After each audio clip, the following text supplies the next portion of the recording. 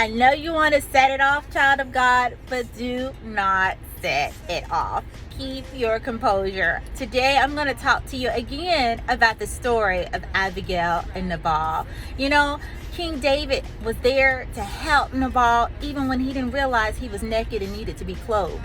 Even though he didn't realize that his provisions were at risk, King David was there to see a need and fulfill it. Yet, in his time of need, when Nabal could have helped King David, when he could have blessed King David, when he could have returned the favor, where was Nabal to be found?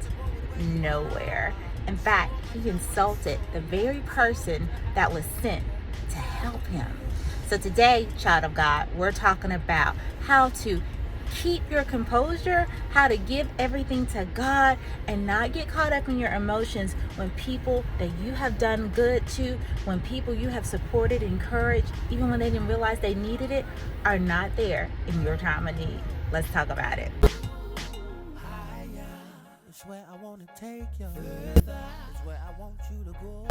Good morning. Happy, what is it, Wednesday? Wow, we're already at Wednesday, y'all. Wednesday wisdom. That is a tongue twister. It gets me almost every time. But I wanted to encourage you all to keep going. We've been talking about the message of keep going despite the people that can recognize the greatness within you, child of God. I was reading earlier this morning in my devotion about Abigail and Nabal. It's one of my favorite stories. It's a sad story, but it also is so much to learn from the story of Abigail and Nabal. You all know I've talked about him before, the foolish husband, and I've even done a video about how to recognize a foolish man and not get caught up in the devices of someone who is not set their heart on honoring the Lord Jesus Christ.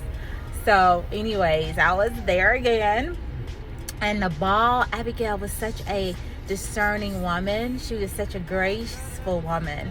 I love studying about her. But she recognized greatness when she saw it. Why? Because I believe Abigail had the Spirit of God within her, which allows us to be able to recognize greatness, recognize those who are of like spirit. And so when David was about to tear it all down, y'all know the story. David was so upset because, you see, he had guarded this man's sheep while he was shearing his sheep. He had protected his men, he had protected the animals, and yet when he asked for just a little bit of kindness, a little bit of food, a little bit of drink, a little bit of water, he snubbed him. Child of God, you have done so much for so many people, and then when it was time for them to return the favor, they snubbed you. And they didn't even recognize the foolishness behind that. How you have been there for them, supporting them, cheering them on, there to give them bread when they needed bread, spiritual meat when they needed spiritual meat, water. They were naked and didn't even know they were naked, and you were there to clothe them.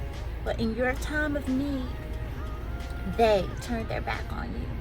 And there, in your time of need, when you needed support, they conveniently had something to do, right? Child of God, it is okay. Do not let your wrath fall on people who just are not intended. They cannot see the greatness within you, because there is someone in that household, there is someone among those foolish people that are there to come to you to remind you, hey, don't let your wrath fall on this man or woman. They are not worth it. Vengeance is the Lord. And Abigail was that woman. She warned David. She reminded him of who he was. And I'm here to remind you of who you are. There are always going to be people around you that cannot recognize the greatness, even when you've done so much for them. They bat their eye at it. They can't see it. They don't understand it. They don't know that they're naked and you were there to clothe them. But that's neither here or there. God sees. He is the provider. So keep doing good. Do not grow weary. That is it, isn't it, Lord? Do not grow weary of doing good. Keep doing the Lord's work. All right, guys, I love you, and I'll see you soon. Hopefully have a beautiful day in the Lord.